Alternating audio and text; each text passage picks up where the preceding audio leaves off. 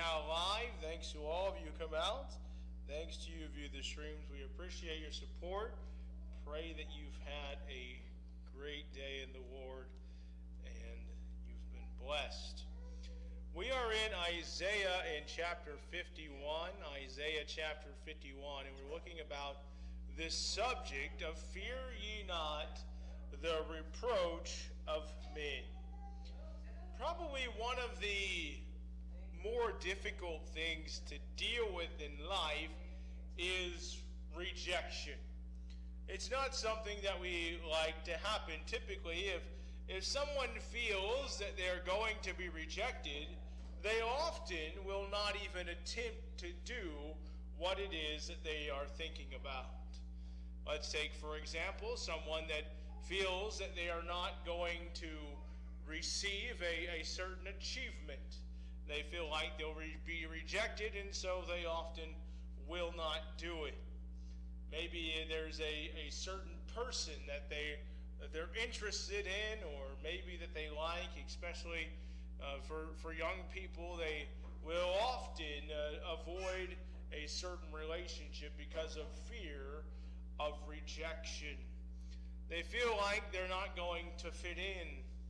This is probably one of the things that a person feels when they're moving to another location and a young person is about to go to a new school. They feel like they might be rejected, and so there is a certain bit of concern about what might happen. When someone moves to a new location, there's always the question of, how am I going to fit in? When someone goes to a new church and they attend there, there's that feeling of, what if I'm rejected? What if these people don't like me?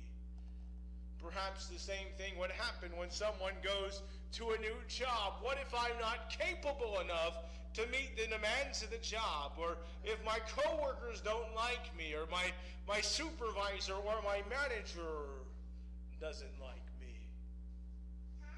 You see, these are concerns that we face because there is a certain level of concern in every person's life about the reproach of men. We don't like to be rejected. And so when we go into Isaiah, and we've been looking at it this morning, we talked about the righteousness of God. My righteousness is near thee, God said. He said, my righteousness is near, my salvation's gone forth. He says you're going to, in mine arms you can trust. And then let's look at verse 6. Isaiah chapter 51 and verse 6. It says, lift up your eyes to the heavens, and look upon the earth beneath, for the heavens shall vanish away like smoke, and the earth shall wax old like a garment, and they that dwell therein shall die in like manner. But my salvation shall be forever, and my righteousness shall not be abolished. I want you to understand what's happening here. God is giving the verdict on how this earth is going to end. It's very clear what's going to happen here. It says, lift up your eyes to heaven, look upon the earth, for the heavens shall vanish away like a smoke. I want you to understand this world is not the final ending place. So this world isn't even going to exist all that long. There's coming a time when Jesus is going to return, and when he does, the things of the end times will begin to take place. Some of those I believe are already beginning to take place. But one of the things that we know is going to happen is this world isn't going to last forever. It says the heavens shall vanish away. It tells us that the earth shall wax old like a garment. Things are getting older on this earth. We can already see that. You can go into caves and they'll talk about stalactites and stalagmites and how these different things are affecting. And of course, they've got a different way of dating things, but we can see that things are changing in the world. There's a constant, the The oceans tend to change, the amount of water, the things in this world change. There's volcanoes that erupt, there's earthquakes that happen. It's an ever-changing world, except for the Bible tells us that it's getting older. It's getting older. And it says that everyone that dwells therein shall die in like manner. Every one of us is aware that our time on this earth isn't forever. That there's an ending time. We understand that the Bible tells us that appointed unto man once to die, and after this the judgment. And so we understand there's only one life in this world. There's always been the phrase that cats have 9 lives. Well, humans only have one. One life to live. Really, only cats only have one as well. But we've got one life to live on this earth. And this earth is not lasting for heaven. The heavens are going to vanish away. The earth's waxing old. And guess what that means? The things on this earth are not really the things that count. You know, there was a billionaire, I don't recall his name, I believe he was in his 90s, but there was a billionaire that recently died. And all of his billions really didn't matter to anything, besides even his name was a bit scarred because there was a lot of inappropriate relationships that he had been accused of, and all of his billions didn't really do anything. It's likely that people won't even hardly remember this man's name because I can't remember it myself, and he had billions of dollars. But he's vanished away. All of his billions didn't really mean a whole lot.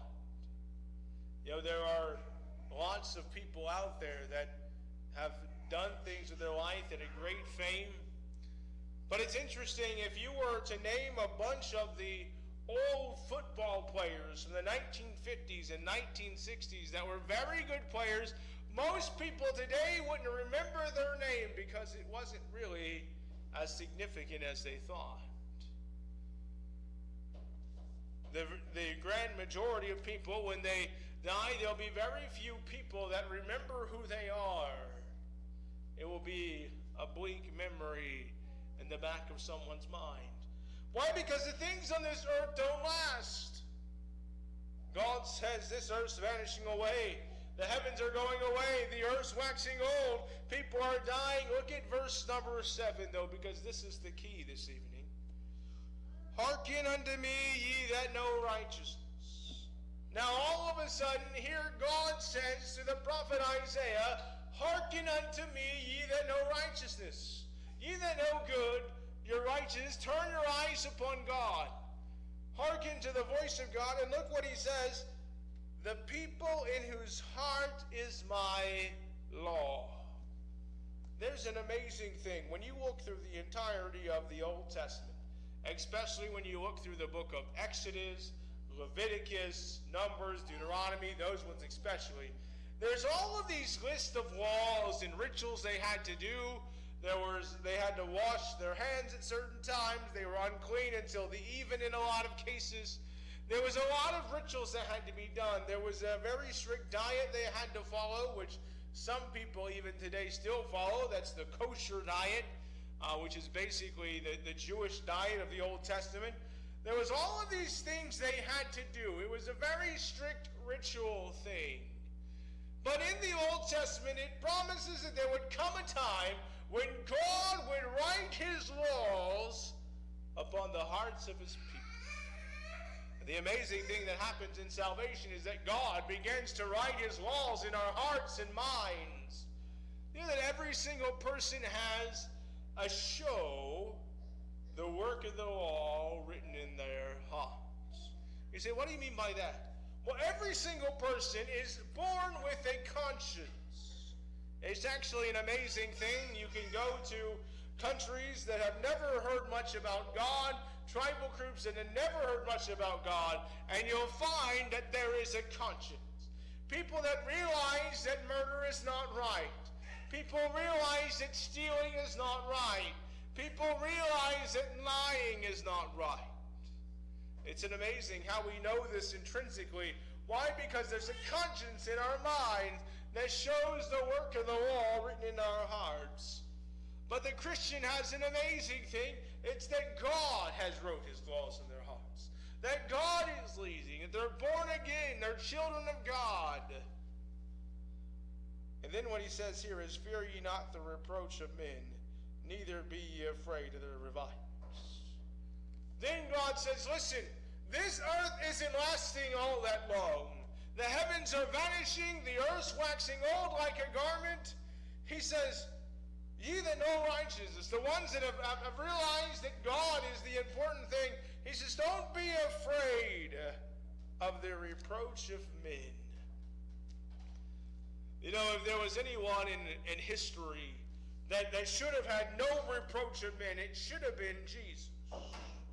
Never did anything wrong, lived his life without sin, came into the world in a very interesting circumstance, no room in the inn, and so Jesus is born in a stable. It's all of the things that are in it. There should have been no reproach. Should have been no problems. There was no sin in his life, except we find that from the very beginning, that's not the case. From the very beginning, Herod sends out a decree. All the children under 2 years old are killed in Bethlehem, as Herod seeks to kill Jesus. Joseph ends up in the land of Egypt after being warned of God. He comes back. You would think there'd be no reproach, but we find as Jesus begins his ministry, there's no end of contention and conflict. You don't have to go very far at all, and you find people forsaking him. John chapter 6, it says that most of his disciples turned back, to the point where Jesus turned to the 12 and said, will ye also go away? Peter makes the astounding statement. He says, thou art the Christ, to whom shall we go? Thou hast the words of life. But they were forsaking him then. It didn't take long, only in John chapter 7, where they're ready to kill him, and the Pharisees and the chief priests, they send officers to take him. In John chapter 8, on verse 59, they seek to stone him to the point where he escapes out of the midst of them. In John chapter 9, they're seeking to stone him again. At some point in John chapter 11, Jesus no more walk openly among the Jews. Besides, even John chapter 7 starts off with that statement.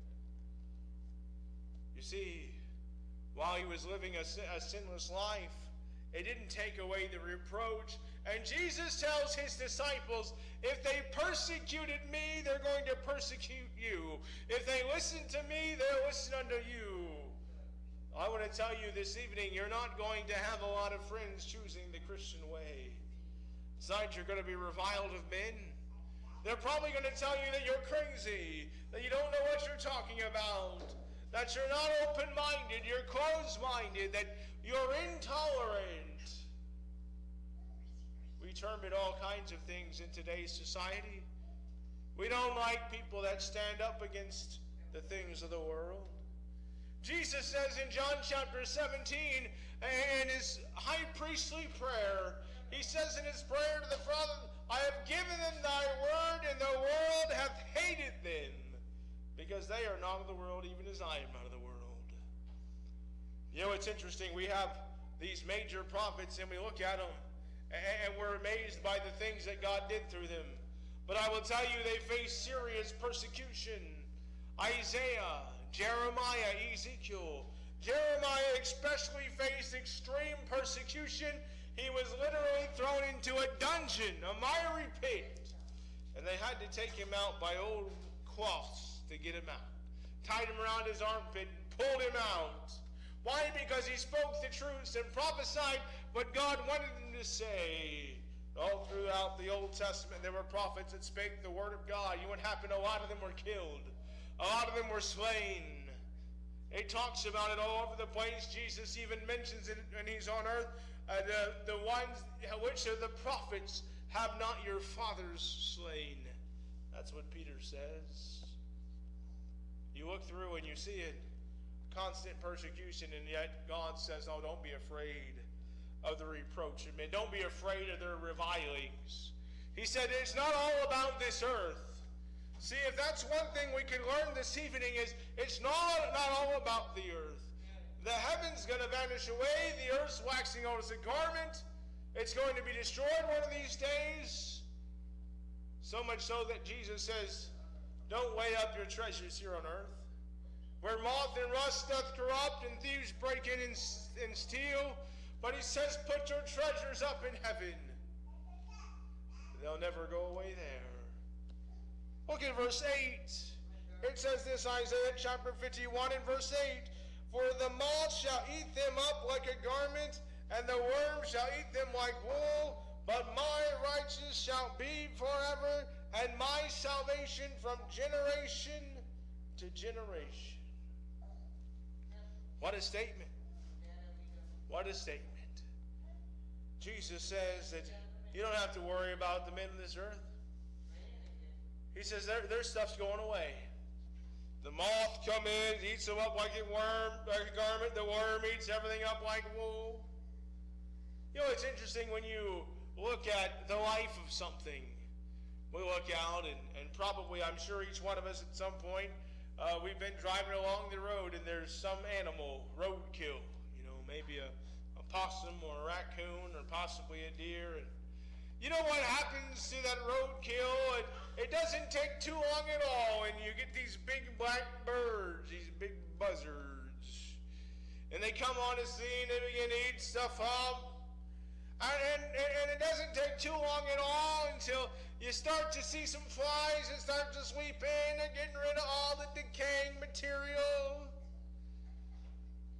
You know, it's a little bit disturbing, but the way that they often can find the time of death for something is to look at the insect larvae and see what cycle they're in. It will tell them how long something has been dead for. Give them a very good idea of how old the body is. You see, it all breaks down. You know, each one of us, I think, realizes that you have a car for a number of years, it begins to have problems.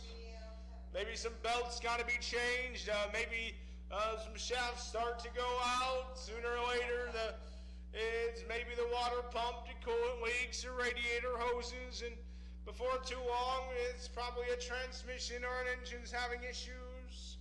Why? The car gets older and things begin to break down. Machines break down. The body begins to break down.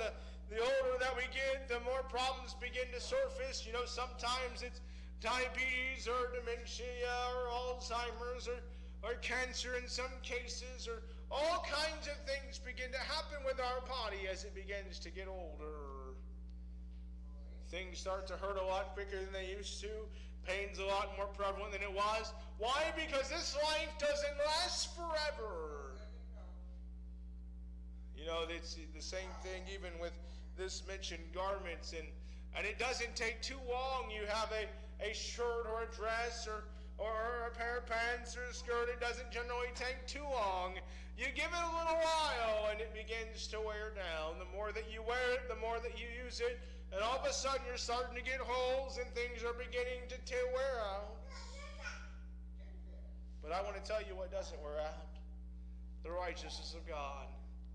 He says, listen, if you worry about all of the things that these men are saying about you, he said, you don't need to worry about the reproaches of men. This is all coming to an end. What will matter, though, is the salvation of God. I'll tell you what really matters this evening is the decision that you make about God. All the other thing is in much lesser and paramount to this one decision, because the things of this earth are passing away. Our homes, our cars, our clothes, our bodies, every part of it. You know what's happening? It's all beginning to get older. It's all waxing away. What really matters is, do we make a decision for God? Are we trusting in the salvation of God? Because God says, I'm going to endure forever. My salvation is going to endure forever. I want to tell you, there's a lot of people that are putting their trust in things of this earth. And it doesn't last that long. Maybe they feel like it does. Maybe even they go to their deathbed and they'll feel like they've done something, that they believed in something. But I want to tell you something. This life doesn't end in the grave. Oh, the physical life does, but the spiritual life doesn't. It goes well beyond that. The Bible's pretty clear. There's a heaven and a hell. There's a right and a wrong. There's God's righteous and the world's righteous, and the world's righteous leads straight to hell. It says, broad is the way that leadeth to destruction. It says, straight is the gate, and few there be that enter in, says Jesus. I want to tell you, God wants to do something for you, but you're going to have to realize something, that God's righteousness is the way to go. And there are going to be people that tell you that you're crazy and they'll revile you, but I want to tell you, you want to hold on to the end, and you'll find something. You'll find a crown of life. God's righteousness. He wants to do something for you. Whose righteousness are you trusting in this evening? Have you put your trust in God? Are you facing the revilings of the world and saying, you know what, I'm going to choose Christ anyways, not being afraid of the reproach of men? Or are you giving in to the world, following after him? I challenge you, make your decision for Jesus. Make your decision for God. His righteousness endureth forever, well beyond the time on this earth and the heavens. It'll endure for eternity. Thanks to all of you who come out. Thanks to you who view the streams. We appreciate your support. Pray that you have a wonderful evening. The Lord may God richly bless you. Be prayed up, blessed up, and ready to go up. Have a wonderful night.